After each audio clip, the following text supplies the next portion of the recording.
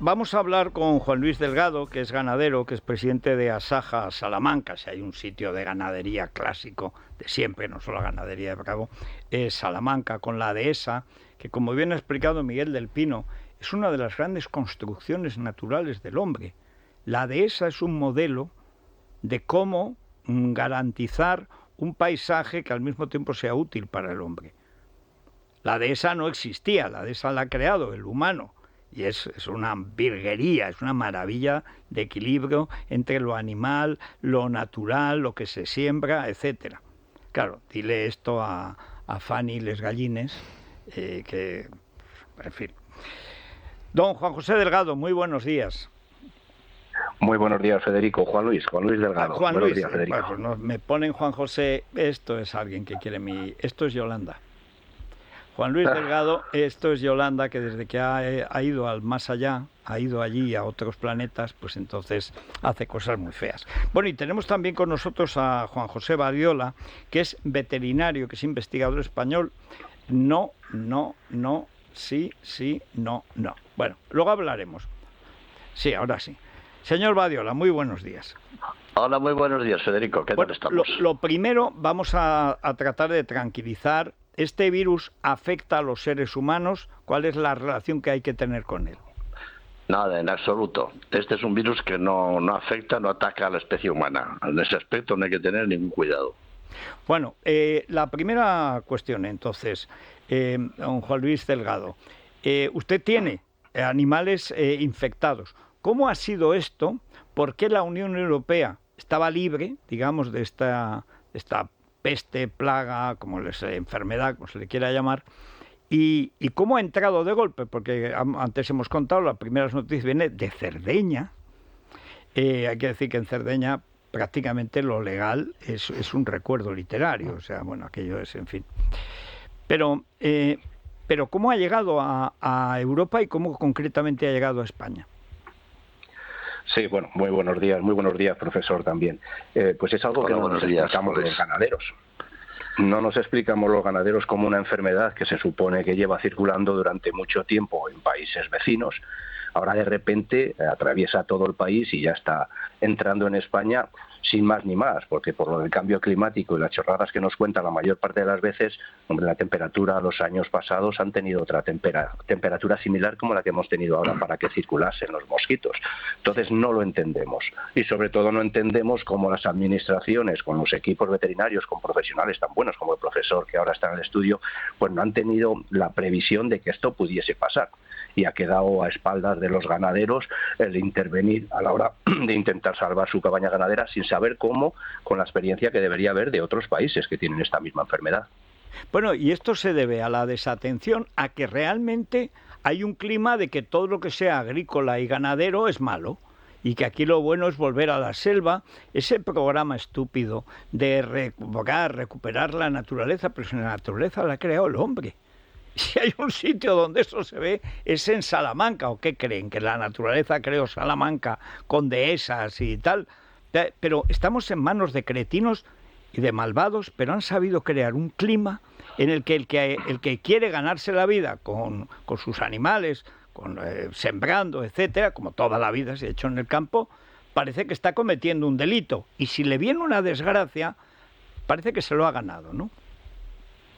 Desde luego que sí, es que ahora mismo desde que se impuso la Agenda 2030, todo lo que huele a campo o a la gente que vivimos en el campo y que lo hemos mantenido durante muchos años, parece que hay que cambiarlo desde una ideología pensada en un sofá sin tener ni idea.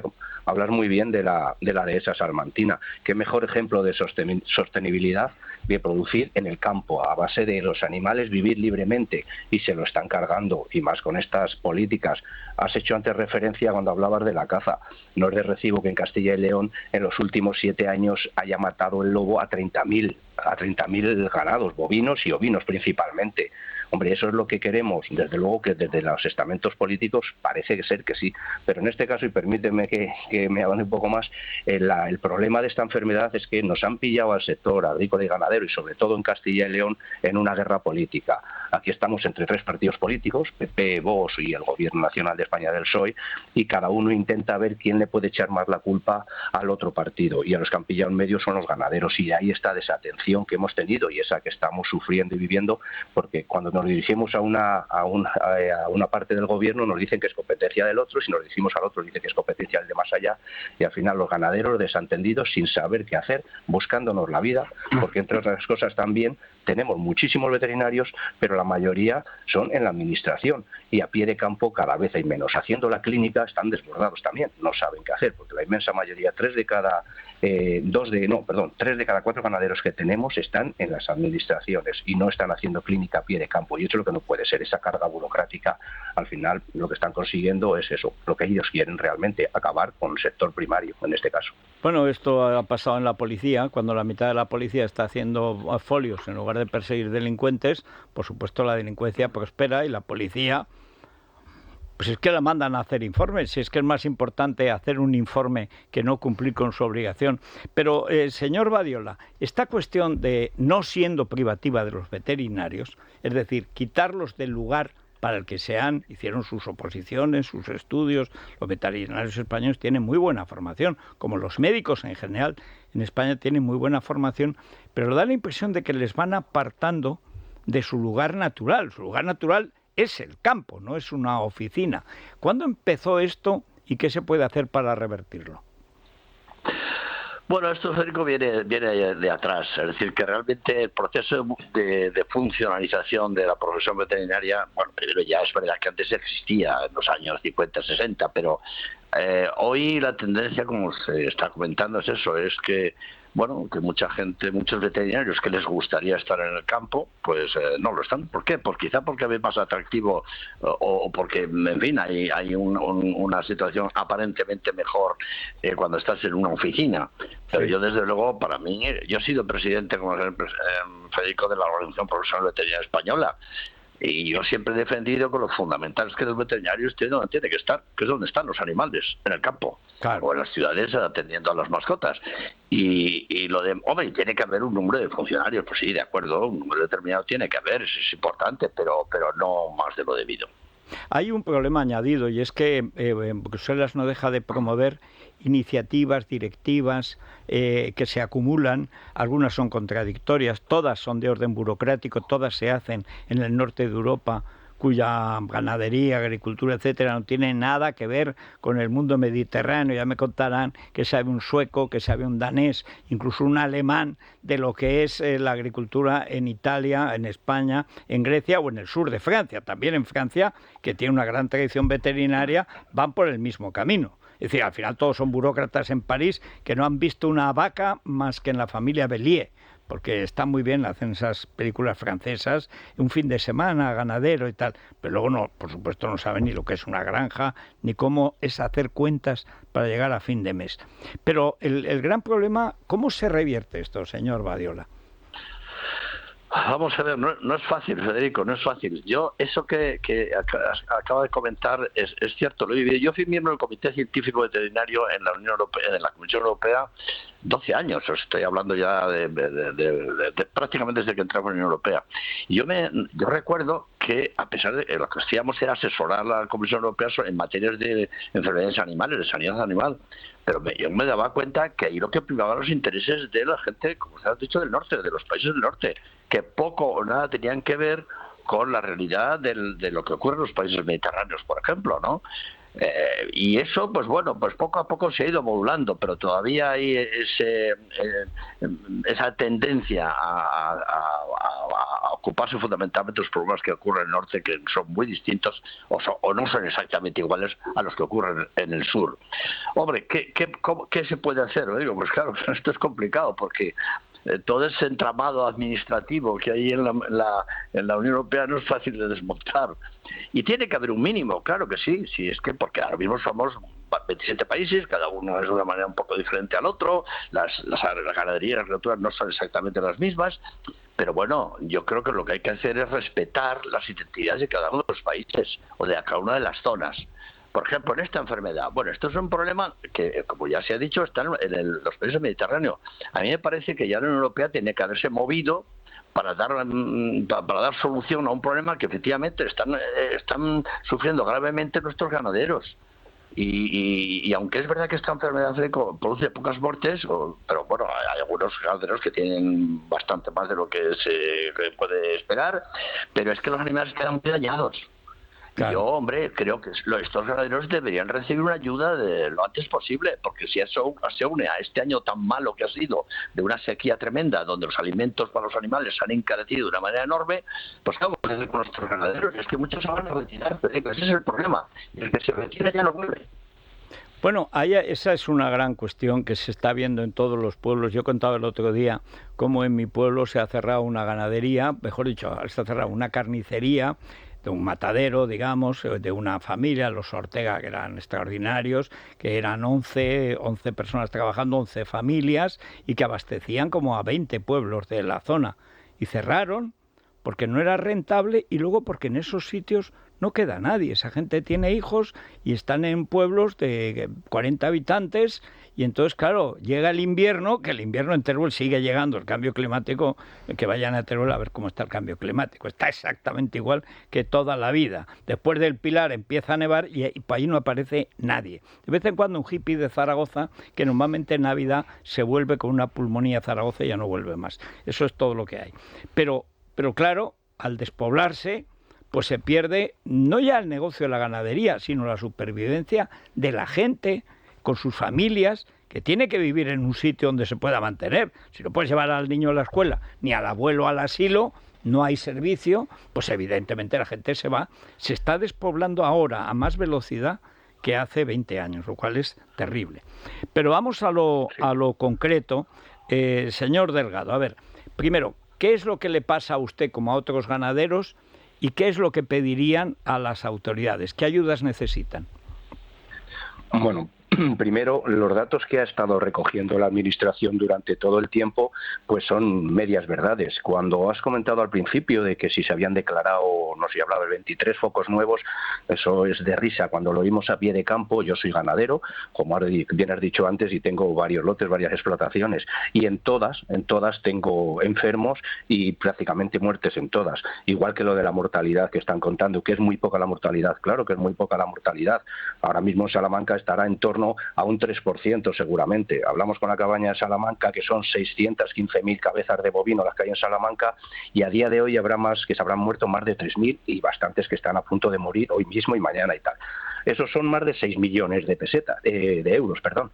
Claro. Y parece una bobada, parece poco, una brutalidad de ese poco. Y luego los tratamientos, los abortos, hay una cantidad de pérdidas para la ganadería que ya no le hacían falta este año, porque este año la ganadería, como casi todos los sectores agrícolas, íbamos a perder dinero por los costes de producción. En el caso que nos ocupa del bovino, se ha multiplicado por 2. Los costes de alimentación, de forrajes, de piensos, de energía, de todo, nos cuesta el doble. Y lo que nosotros vendemos sigue valiendo lo mismo. Como usted, para eso sí estamos globalizados y tenemos que mantener un precio, entonces vamos a pérdidas. Si le sumamos esto, que nos estamos descapitalizando por ese porcentaje de animales que se mueren, por esos que hay que tratar, por esos que no sabemos qué le va a pasar el año que viene, porque tampoco lo sabemos. Muchos tenemos que están estudiando esto, muchos profesionales, pero no nos dicen qué va a pasar después. Por lo tanto, lo que le pedimos es un plan de auxilio. Ahora mismo el sector ganadero en este momento está sufriendo una catástrofe similar a una riada o a un incendio, que ojalá no los volvamos a tener, ¿no? Pero estamos en la misma situación. La cabaña Gana Salamanca, las 615.000 cabezas de bovino de Salamanca mantienen la provincia. No solo son a estos 4.000 y pico ganaderos que habemos en Salamanca, o 5.000, no sé los que somos ahora mismo. No solo está en juego nuestra supervivencia, sino también la de los mataderos, la de las escuelas que viven en torno a los mataderos, la de la alimentación de toda la ciudad en general y la supervivencia de una ciudad entera y de mantener a otras ciudades. Entonces pedimos un plan de auxilio. Simplemente queremos compensar a esos señores que están perdiendo el medio de vida y es que no tienen una alternativa. Y luego claridad, que las administraciones no sean tan necias, que están ocultando la realidad desde el minuto 1, porque sí, solo un foco por unidad veterinaria, pero es que la realidad es que yo soy de una comarca de la más ganadera de Salamanca, Vitigudino, y aquí es que todas las explotaciones no me gusta hablar de mí, pero yo en mi explotación yo habré tratado más de 100 animales, se han muerto varios, han abortado una serie de ellos que he podido, pero muchos no sabemos qué va a pasar. Entonces es insostenible eso. O se hace un plan de ayuda para auxiliar estas explotaciones, o muchas.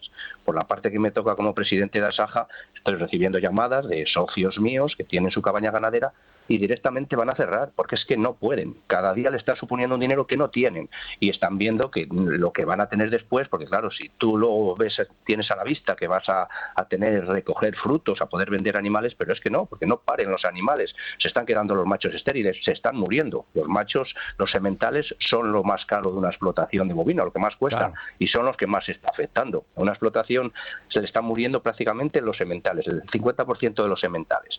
Pues es imposible que salgan adelante. Así que un plan de choque y que dejen de tirar los trastos unas administraciones a otras. Yo no entiendo. En Salamanca, por ejemplo, nos han dejado a la mitad de la ayuda de la sequía, que venimos de una sequía que ya solo con eso no íbamos a salir. Por lo tanto, ayuda, salvar al sector, si es real que quieren salvarlo, que la verdad es que no lo dicen directamente, pero no quieren salvar al sector primario, es todo lo contrario. Bueno, eso además, el Viti, Santiago Martín, el Viti, uno de los, el as de espadas, como le llamaban. Estaría bien que estoqueara a alguien de la Junta, porque vamos a ver, la Junta de Castilla y León, tanto PP como Vox, han hecho siempre gala de atender al campo, a la ganadería, pero antes nos contaba usted que se tiran ellos los trastos a la cabeza y al final el PP por Vox, Vox por el PP y ambos por el PSOE, al final no les atiende nadie. Justamente es así es la realidad. Cuando nos dirigimos al presidente de la Junta es competencia de la consejería, pero la consejería cuelga del presidente de la Junta. Y cuando nos dirigimos a la consejería dice que no habilitan partidas presupuestarias pues para cubrir una catástrofe como esta. Y entre todos pues se refieren que esto es cosa de competencia del ministerio, que es el que tiene que hacer esto porque es una enfermedad a nivel nacional. Entonces no sabemos ya a quién tenemos que dirigirnos, pero yo creo que es competencia de todos ellos. Es un problema y entre ellos se tienen que juntar y ver qué solución le pueden dar para esta comunidad y para el resto de comunidades. Claro, cuando afecta a más comunidades tienen que estar el ministerio, no va a gestionar Castilla y León, otras comunidades que están teniendo este problema igual. Lo que pasa es que en Salamanca, particularmente Castilla y León, pero sobre todo en Salamanca, al tener una cabaña muchísimo más numerosa y por no sabemos por qué circunstancias, se está cebando mucho más aún que en otras provincias. Quizá la cabaña, pues por ese mismo hecho, porque la cabaña sea mayor. Bueno, pues muchísimas gracias por lo menos por contar lo que está pasando. Gracias al señor Delgado, señor Badiola, y sobre todo una petición básica. Luego, cuando suben los precios, que esto lo entiende todo el mundo, suben, se han encarecido la agricultura, pero es que si se están muriendo las ganaderías, porque cuando muere un semental muere la ganadería, y no se hace nada. Tanto defender el campo español, luego a la hora de la verdad tienes que atender al campo real, no al imaginario. Yo recuerdo en un artículo que hacía Buxadé, decía, sus lindes, sus dehesas. No veo a los de Vox tanto hablar del campo, que están en la Junta, que es su jurisdicción. Es que eso es nacional, y que sea nacional, pero atiende a Salamanca, que es impresionante, además la cabaña bovina de Salamanca es impresionante. En fin, a ver si por lo menos aquí damos voz a los que tanto lo necesitan. Muchísimas gracias, señor Delgado y señor Badiola. Oye, si me permites, Federico, un último apunte en relación a lo que han dicho. ¿Cuánto se habla de España vacía y qué soluciones hay? Pues es que la solución fundamental es apoyar el sector agrario. Claro. Pues a mí me parece que sí, que hay otras cosas que pueden ser interesantes, pero al final lo más importante es lo que ha habido siempre, que es garantizar que lo que está funcione lo mejor posible. Y cuando tiene un problema, ayudarle todo lo que sea posible. Ya no vale decir que quitarse que se es del ministerio del otro de más allá de la Unión Europea. Es que es un problema global y hay que atenderlo. Y estoy totalmente de acuerdo con lo que ha dicho nuestro ganadero y buen amigo Juan Luis. O sea que ese es el problema. Además son, en fin, marear la perdiz un poco, ¿no? Pues sí, señor, muchísimas gracias y bueno, espero que la gente se dé cuenta de que esa cosa que les gustan los políticos, la España vaciada. La España vaciada es cuando la agricultura no renta, no funciona y la ganadería es una ruina. Pues claro que se vacía, ¿cómo no se va a vaciar? ¿Qué quieren, que se queden ahí de esclavos o qué? Pues se van. Y los ancianos no tienen dónde ir, pues se van a las capitales y los niños no tienen escuela, pues los padres se van. Así se vacía un país y se arruina, dicho sea de paso. Y luego que los alimentos son caros. Hombre, claro, normal.